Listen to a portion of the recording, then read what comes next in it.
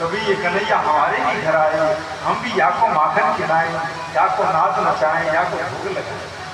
और भगवान ने कहा काश जो भक्त मेरे से जो भाव करता हूँ, जो कामना करता हूँ, मैं अवश्य जरूर पूर्ण करता हूँ। लाला ने एक बड़े बड़े एक दिन लाला क्या चलते चलते नंद भवन की देली पर आ गए। और देली आजकल तो आप नहीं जानते हैं कि देली क्या होती है। पुराने लोग समझते हैं मकान बनते तो मुख्य गेट पर एक देली ऊंची देली बनाई जाती है। तो लाला नंद भवन पार करके बाहर जाने लगे तो वहां पेट व देली पर टिक गए और आगे से पैर गिर। ध्यान देकर सुनिए, लाला जब नंद भवन पार करने लगे तो जो देली होती है जो ऊंची होती है, तो लाला वो पेट व देली पर टिक गए हो तो जो पैर के पीछे वो ऊपर उठ गए। तो लाला झूलने लगे, जैसे कोई बच्चा ऊंची जगह पर झूलने लगे वैसे झूलने लगे। ऊपर अनेकानेक देवता भगवान ब्रह्मा नारद जी दर्शन कर रहे थे लीला की। नारद जी जोर जोर से हंस पड़े, जैसे कोई देखता देखता अचानक हंसी आ जाए।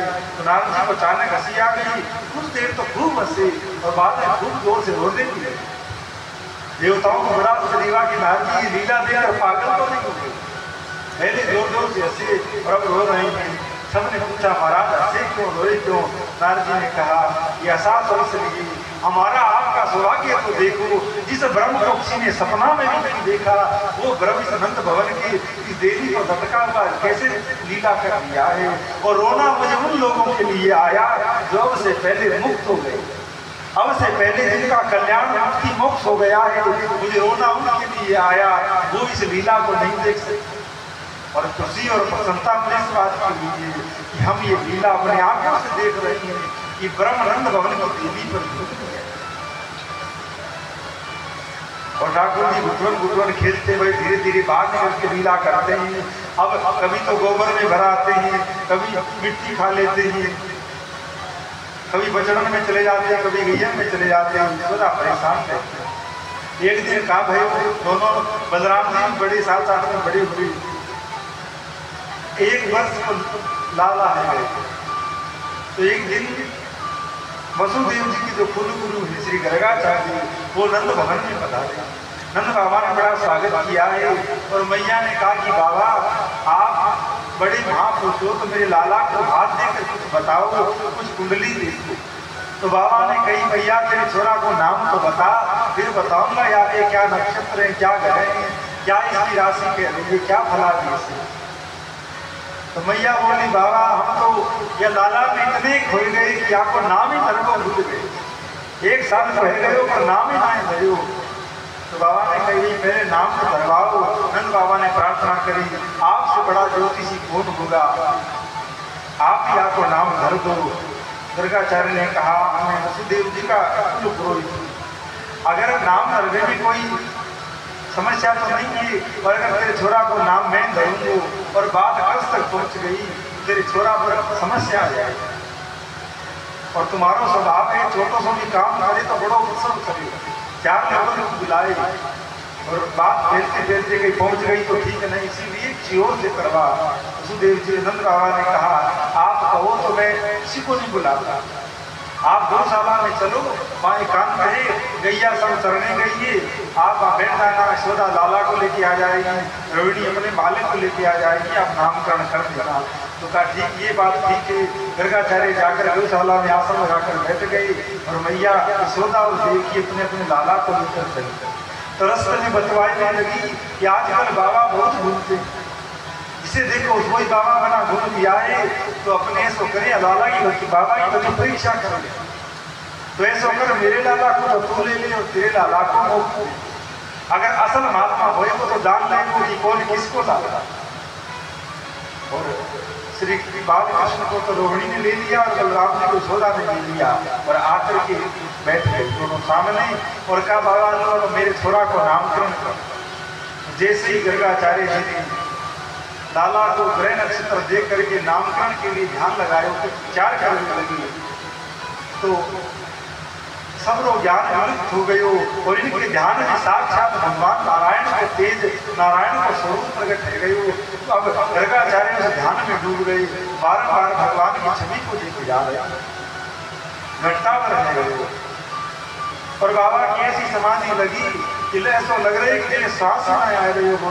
यशोदा मैया रोहिणी जो देख रही कि भाई तू तो देख तो सही, बाबा ना कुछ बोल रहे हो, ना हिल रहे हो, ना डूल रहे हो, का लग रहे हो। रोहिणी मैया भी गौर से धीरे से आंखों में इशारों में बात करे, अरे भाई जाके बाबा के तो सांस ही नहीं चल रही। लगे बाबा तो अब मैया मनी मन विचार कर रही कि या तो मरना ही तो दुनिया बहुत बड़ी पड़ी मेरो ही घर आकर ऐसे कर रहा हूँ तो यार अरे कच्ची लाड ला करके तो देख के सच में कहीं मर गए हो। तो मैया बोली अरे बाबा आंख तो खोलो। मैंने छोरा को नाम पूछने की बोली, ध्यान लगाई कि नहीं बोली, तो खूब हिलाए तो बाबा ध्यान से बाहर और कहा मैया मैं तेरे छोरा को नाम सोच रही हूँ। अब बाबा बताने लगे इसको ये विश्व के बहुत नाम होंगे पर इसको एक नाम कृष्ण विशेष प्रसिद्ध होए। वो मैया ने कही बाबा का नाम धरे हो? बोले कृष्ण। बोले महाराज यहाँ पे बड़े टेढ़ो नाम है, मैं तो यहाँ को नाम लूंगी तो कई बार जी पलटनी पड़ेगी, दिन भर नाम लूंगी तो थक जाऊंगा, तो कोई सोरो को सीधो सो नाम हो तो बताओ। तो बाबा ने कही मैया या को कृष्ण नाम हो, वो केसर हो, वो गोवर्धन नाथ हो, वो रणछोड़ हो, वो वासुदेव कृष्ण भी लोग इसको कहेंगे। और ये वसुदेव को लड़का है, ये बात बाबा के मुख से। अब ठाकुर जी चौंके कि ये सबरी बोल देगा तो ठाकुर जी थोड़े रो पड़े। तो बाबा सावधान हो गए कि ये मैंने क्या कह दिया जी। बोले कोई जन्म में ये वसुदेव को लड़का बने हुए या ये बात मैं कह रही। और मैया ने कहा बाबा और सबरी बात छोड़, मेरे छोरा को नाम बता। तो मैया कहे भाई कृष्ण तो मोए आए नहीं, मैं तो या तो कन्हैया था, मोए तो कन्हैया ठीक लगे तो बड़ो नाम है आपको कहो। और बाबा ने बताया कि आगे कई जन्म भई, कई अवतार हुई और अलग अलग अवतारों में कई लीला यानी करी। और अब मैया जो तेरी गोद में लाला है ये याको नाम नहीं है, ये रोहिणी की गोद में जो लाला है ना उसको नाम है, वो लाला तेरो लाला। अब मैया बोली अरे बाबा तो पहुँचो भयो है। अब रोहिणी मैया को कहा क्यों तेरे लाला को नाम पूछ। तो श्री गर्गाचार्य बलराम जी का नामकरण संस्कार करते हैं। या में बहुत बल होए वो, या कि इसको एक नाम बलदेव होए वो, और या के नाम के आगे लोग राम लगा के या को बलराम कहेंगे। और गुरु महिमा गा करके उन्होंने नामकरण किया और वहाँ से विदा दी। और अब मैया बात कन्हैया के कन्हैया कहे। अब बोले मेरा तो कन्हैया और मेरे बलवा बलराम जी को बलवा कहे और कृष्ण को कन्हैया कहे। अब ठाकुर जी धीरे धीरे बड़े हो रही वैसे तो देखो भगवान को लीला आरंभ कहे कहाँ तक कहें। अब ठाकुर जी ने बड़े हो गई, गोपियाँ रोज भाव करती, रोज माखन निकालती, गोरी गोरी मटकिन में धोरी धोरी गैया तो माखन धरियो न लाल। भोग लगाओ गोपाल गोपियाँ भजन गाती और माखन बनाती। ठाकुर जी धीरे धीरे थोड़ी बड़े हो गए। अब बालक बड़े हुए तो मित्र भी दो चार बन गए तो सब खेल एक से कन्हैया बोलो अब हम सब मिलके एक नयो खेल खेल। तो मधुमंगल ने कही कन्हैया नयो खेल कौन सो, छुपम छुपाई खेलेंगे कि कोई हाथी घोड़ा खेलेंगे, क्या खेल खेलेंगे। बोले हम चोरी का खेल खेलेंगे। तो मधुमंगल ने कही वो खेल कौन सा हो, चोरी तो हम जाने पर वो चोरी वो खेल कौन सा होए। तो कृष्ण ने कही हम सबके घर में जाएंगे और चोरी करेंगे।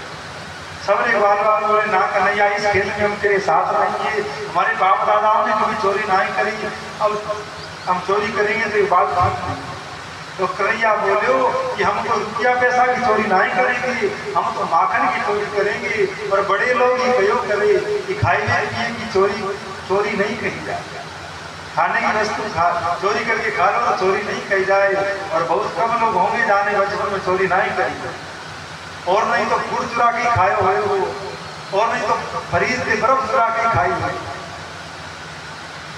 तो और फिर कन्हैया ने कही देखो गैया हमारे बाप भाई सब चरा के आ गए और हमारी तुम्हारी मैया सोड़ो भाकर इकट्ठो करके कंस को दे आए।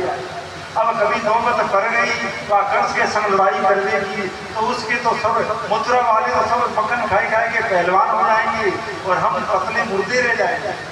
तो अगर अपना मक्खन अपने घर में खाना तो कोई वस्तु अपने ऐसे नहीं मिले तो छीन लेनी चाहिए, चोरी कर लेनी चाहिए। सब राजी हो गई। अब श्री कृष्ण ने कहा अब अपना एक मंडल बनाते हैं, मंडल को नाम क्या रखोगे। बोले चोर प्रचार विद्या मंडल। अब एक ने कही भैया दुनिया में बहुत मंडल हो, कोई कीर्तन मंडल, कोई जागरण मंडल, कोई सुंदरकांड मंडल, अलग अलग मंडल हो, तो हमारो भी मंडल बने हो, तो या को अध्यक्ष कौन हो, या को उपाध्यक्ष कौन हो, या को प्रचार अध्यक्ष कौन हो, विभागाध्यक्ष कौन हो। कन्हैया ने बोलो भाई जिसको जो चाहिए वही पद ले। तो कन्हैया ने कही तो इसको अध्यक्ष कौन बनेगो, तो सब विचार करने लगे। अब कोई मंडल होता है, उसमें कोई कार्यक्रम होता है, तो शाबाशी सबसे पहले जो मुख्य अध्यक्ष होता है उसको मिलती है। अब हमारा तो मंडल ही है, तो चोरी हो रही है और प्रसाद की क्या पता खून मिल जाए, तो ऐसा प्रसाद कौन लेना चाहे, तो बोले अध्यक्ष कन्हैया आप ही बन जाओ, सबसे ज्यादा प्रसाद आप ही लेना, सबसे बड़ी दवाई आप ही लेना। तो बोले उपाध्यक्ष कौन बनेगो, बोले वो भी तुम ही बन जाओ, कोषाध्यक्ष वो भी तुम ही बन जाओ, हम तो खाली मक्खन खाएंगे, पिटाई का प्रसाद हो तो तुम लेना और मक्खन हम खाएंगे। मंडल तैयार हो गया और बोले सब लोग पहले अपने अपने घर में चोरी करो। कोई चोर बनता है तो पहले अपने घर में चोरी करता है, धीरे धीरे वो लोगों के घरों में डाका डालता है। तो बोले सब अपने अपने घर में चोरी करो। अब सब लोग चोरी करने लगे और दिन में चोरी करते और शाम को सब इकट्ठे होकर अपनी अपनी बात बताते। कोई कहता मैं तो पकड़ा गया, माँ ने जोरदार मेरी पूजा करी, कोई कहता मैंने तो खा लिया पता नहीं लगा। इस तरह करते करते पूरा सब परीक्षण हो गया। अब ठाकुर जी और सब लोग मिल मिलकर बारी बारी से गोपियों घरों में जाते। लोग कहते हैं कृष्ण कहता भगवान है जो चोरी करता है। तो वैसे तो दुनिया को हमें जवाब नहीं देना, उनको कृष्ण से लेना देना क्या है जो ऐसी बात करते ही। पर फिर भी कहीं पहली बात तो भगवान नंद बाबा के घर में अवतार लेकर आए। नंद बाबा के घर में 9 लाख दिया। अब जाके घर में 9 लाख गाय हुए, उस घर में क्या दूध दही की कोई कमी हुई। और दूसरी बात स्वयं गोपियां बुलाती है कृष्ण को, तब कृष्ण आकर मक्खन खाते हैं। तो किसी को बुलाकर आपको चीज देवो तो वो क्या चोरी होती। तो सब गोपियां कहती गोपाल आओ तो माखन खाओ। तो भगवान गोपियों घर जाते। एक गोपी घर में सब पहुंचे तो मक्खन खाया और आ गए। दूसरी गोपी के आ गए, वहां भी मक्खन पाया आ गए। तो गोपियों को लगा कि अब ये कन्हैया आया लग गया, मक्खन चोरी होने लगा। तो सब ने छीका बना बना के को ऊपर लटकाई लगे। यहाँ तक वो पहुंचेगा नहीं, ऐसे माखन चोरी होगी नहीं। पर चोर आप साहूकार आदमी से कितना ही बचने का प्रयास करे, चोर कोई न कोई रास्ता निकाल ही नहीं। सरकार चोरों को पकड़ने के लिए नए नए कानून बनाती है और चोर उनसे बचने के लिए नए नए हथकंडे अपनाते हैं। तो एक गोपी घर में श्री कृष्ण पहुंचे। तो गोपी तो कहीं बाहर गई थी। ठाकुर जी ने सबरे ग्वाल वालों को खड़ा किया, उसके ऊपर दूसरों को खड़ा किया और सबसे ऊपर खुद हो जाते। और ठाकुर जी पहले मक्खन निकालते स्वयं पाते और बाद में और सब तो एक दूसरे को पकड़ कर खड़े होते। तो गोपाल जी अपना ही पहले निकाल के खुद पा लेते, पर अंगुलियों के बीच में जो मक्खन बच जाता वो नीचे वाले ग्वाल वालों को चटा देते। इतने में गोपी आई, हल्ला करने लगे पकड़ो पकड़ो, घर में चोर घुस गया। तो और तो सब निकस करके भागते। अब गोपी इधर उधर देख रही कि सब तो भागते हुए दिखे, पर ये कन्हैया दिखो ना, कहाँ गए हो। तो गोपी ने देखो कि हंडिया पकड़ करके लटक रहे हो, ढूंढ रहे हो। अरे गोपियों को नीचे उतार। गोपी ने आई बोले हाँ अभी उतारती। नीचे उतार करके डोरेदारी की, तेरे घर में मक्खन नहीं है तो मेरे घर पे चोरी करता है। भगवान बोले हरी गोपी मैंने सुनी गांव में तेरी बड़ी चर्चा है, तेरी बड़ी बात गांव में है कि फलानी गोपी बड़ी शुद्धता से बड़े प्रेम से दही जमाकर मक्खन बनाए। तो मैंने सोची आपके घर को आज मक्खन पाऊं, तो मैं आयो तो तेरे घर में मक्खन पाएगी। तू तो मुझे दिखी नहीं और कोई घर में हो नहीं। मैंने सोचा गोपी पता नहीं कब आएगी, तब तक भोग लगा ले। अच्छा मैंने भोग लगायो, अब मैं तेरा भोग लगवाती हूँ, ठहरा तेरी खबर लेती हूँ। ठाकुर जी मुस्कुरा जाते। जैसे ही ठाकुर जी मुस्कुराते गोपी का सबरा गुस्सा शांत हो जाता। गोपी देखती रह जाती, ठाकुर जी भाग जाते। एक गोपी के घर में पहुंचे, गोपी गई ठाकुर जी मक्खन खा रहे, इतने में गोपी आ गई। तो ठाकुर जी को पकड़ लिया ग्वाल बाल बाल। अब देखो अगर असल में गोपियां नाराज होती चोरी से तो सबको पकड़ती, सबकी पिटाई करती। पर गोपी केवल कृष्ण को पकड़ती और सब भाग जाते और फिर कृष्ण के दर्शन करती, बात करती। अब ऊपर से तो नाटक करती नाराज होने का, गुस्से का, और अंदर में प्रसन्न होती कि आज तो मेरे भाग जग गए हो जो कन्हैया मेरे घर आए। सबरी गोपी नित्य जल्दी उठकर ताजा माखन बना करके रखती कि कन्हैया मेरे घर आ गए हो, तो कहीं आपको बासी खाने को नहीं मिले, तो नित्य ताजा बना करके। ठाकुर जी माखन निकाल रहे, खाए रहे, गोपी आई, क्यों रे कन्हैया क्या कर रहे हो? ठाकुर पहले तो ऐसे हरी गोपी को नहीं कर रहे हो, तेरे को दिख नहीं रहे हो, क्या कर रहे हो? मक्खन निकास रहे हो। अच्छा मक्खन निकास रहे हो तो लाला तो, तेरे घर में मक्खन नहीं है, तो यहाँ मक्खन खाएंगे, मक्खन निकालने आ गए हो। तो कन्हैया ने कही हरी गोपी मोको तो पता नहीं लगी हो तेरो घर है। मैंने तो सोची मेरो ही घर है, तो मैंने सोची मेरो घर है, तो अंदर आयो तो मैंने कहा देखो हंडिया में चींटी चढ़ रही, तो मैंने सोचो कि चींटी निकाल था, तो चींटी निकालने लगे। तो गोपी ने कही चलो अच्छा लाला तेने अपनों घर समझो तो अच्छी बात है, पर चींटी निकालने लगे हो तो तेरे हाथ लगे मक्खन कैसे है? तो लाला बोले कि चींटी आगे हंडिया में जा रही थी, हंडिया क्यों हंडिया में चींटी निकालने लगे हो तो मक्खन हाथ के।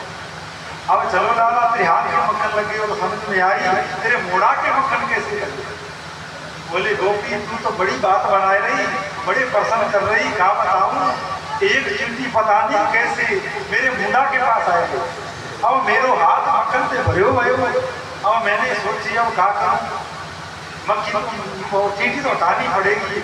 मैंने जैसे ही चींटी को हटाई और थोड़ा सा मक्खन मेरे मुंह में चले गए। अब तेरी जैसी गोपी को बनायो भयो इतनो अच्छा मक्खन खाओ के जीत के लग जाए और वो खाए मेरे रह जाए, तो तेरो अपमान है कि तेरे मक्खन को अपमान है? हाँ लाला बात तो सही कह रहे हो। अब गोपी तो हाँ हाँ करके थोड़ी पिघल जाती, तो ठाकुर जी राज ला कर दिखाएगा। एक गोपी के घर में अब कितनी सुनाए आपको, एक गोपी घर में पहुंचे, ठाकुर जी मक्खन खा रहे, गोपी आ गई, अरे लाला क्या कर रहे हो? बोले या तेरे हंडिया में मेरो बछड़ा घुस गए। अब गोपी बोली अरे इतनो तेरो बछड़ा जो हंडिया में घुस गए हो, बछड़ो जन्म तो इतना बड़ो होए, हंडिया छोटी हुई।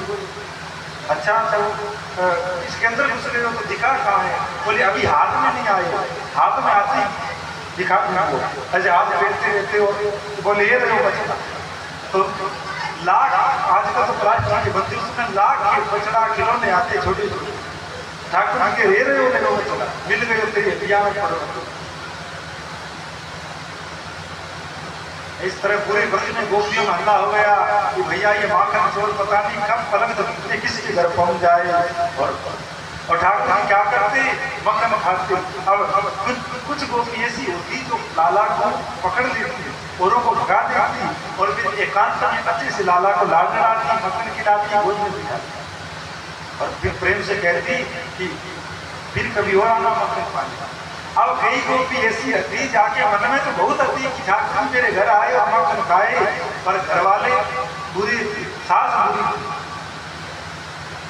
तो वो सोचे कि अब मैं क्या करूं, सबके घर के मक्खन को खा के ठाकुर जी के मक्खन को उनको धन्य कर रहे और मेरे घर आते नहीं, तो वो जानबूझ क्रोध का नाटक और कभी कभार शिकायत लेकर के। अब कई तो बदमाश गोपी ऐसी हती जाके घर ठाकुर जी कभी नहीं गई, पर सबसे ज्यादा शिकायत वही गोपी लेकर जाती है, सौदा तेरा छोड़ा मेरे घर माखन खाई।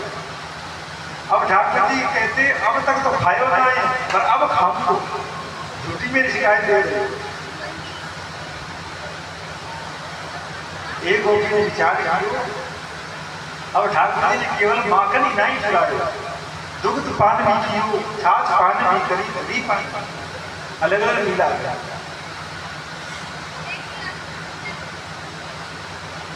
तो एक गोपी घर में श्री कृष्ण पहुंचे, गोपी ने बड़ो ही सुंदर देसी गैया को दूध विकास करके मिट्टी की हंडिया में गैया के कंडम से गर्म कियो, और जब खूब गर्म होने का जाड़ो बन गए हो तो बाकी अंदर कछु मिश्री डाल देंगी, कछु इलायची, कछु बादाम काजू डालकर भाप को गर्म, और मन में भाव कर रही कि मैं या को गर्म कर रही, या को मैं धर रही हूँ, इस दूध का पान कृष्ण करे तो मेरी या मेहनत सफल हो जाए।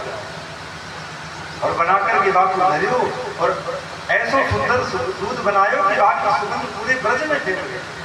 अब आजकल तो ना ऐसा दूध हुए ना ऐसा माखन हुए कि जाके सुगंध आएगा। और पहले समय में ऐसा दूध घी हो तो अगर एक मैया अपने घर में घी तपाती तो मोहल्लों में खबर हो जाती कि वो मैया दूध तपा रहे हैं। आजकल तो घर में ही पता लगे कि दूध घी गर्म हो रहा है, दूध गर्म हो रहा है। पर ब्रज में देसी गाय का दूध गर्म किया, ठाकुर जी के मन में देसी गोपी ने भाव किया, वैसी प्रेरणा हुई। अब ठाकुर जी के घर पहुंचे। अब गोपी ने सोचो कि सीधो ही सामने धर दूंगी तो आते ही पिएगा, भाग जाएगा, कोई बात नहीं करेगा। तो गोपी ने कहा कि जो दूध गर्म करके जो हंडिया थी वाको धर के वापे पीड़ा धरे और वाक ऊपर बैठे। इतने में कन्हैया आ गए। अरे भाभी राम राम सीताराम। हाँ लाला राम राम, कैसे आनु भयो? आज या भाभी की आवाज यहाँ पे कैसे आई गई? तो कन्हैया बोले मैं यहाँ पे निकस रही हूँ, सोचो कई दिन हो गए भाभी से मिले भाई, थोड़ी राम राम करें।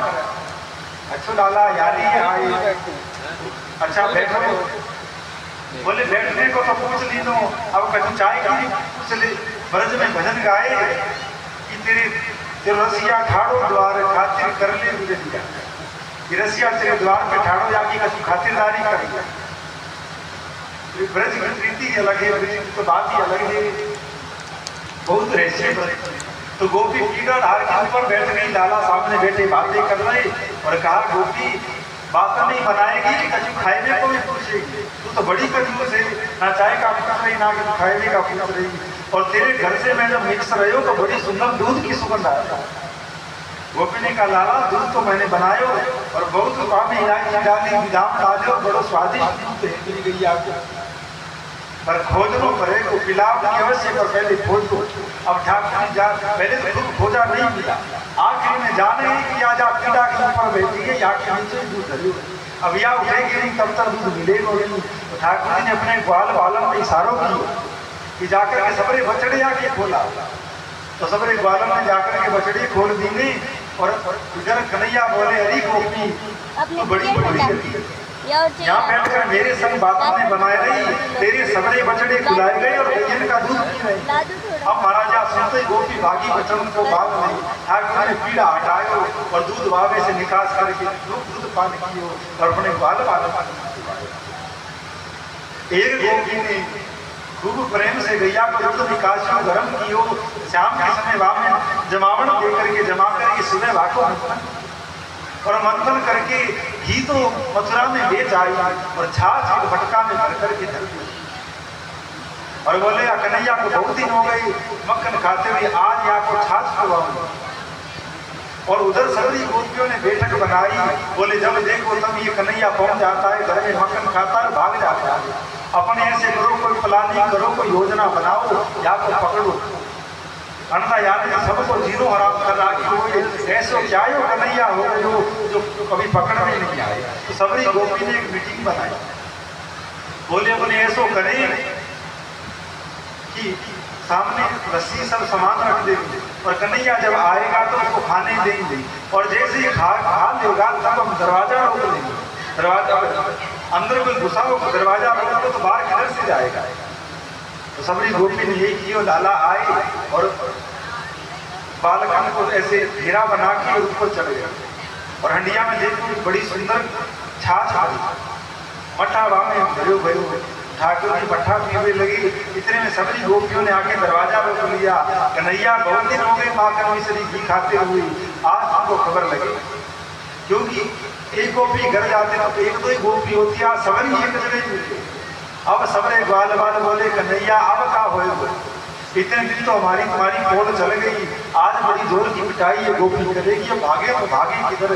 कन्हैया बोले मेरे होते हुए चिंता नहीं करो, मैं बड़े गुरु को चेला हूँ, बड़े बड़े मंत्र ने जाना, ऐसा मंत्र मारूंगा कि सबरी गोपी तो खड़ी खड़ी रह जाएगी, मैं कहूँगा वो करो।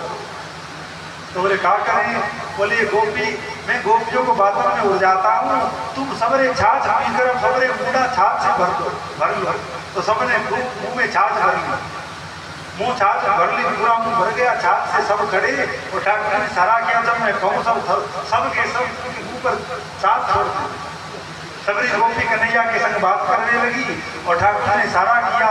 तो सबरे ग्वाल बाल मुंह में छाछ भरे थे, सबकी गोपी के मुंडा पर पिचकारी मारने लगी। गोपियां आंखें सुलझाने लगी। इतने में सबरे बीच में निकल करके भाग गई।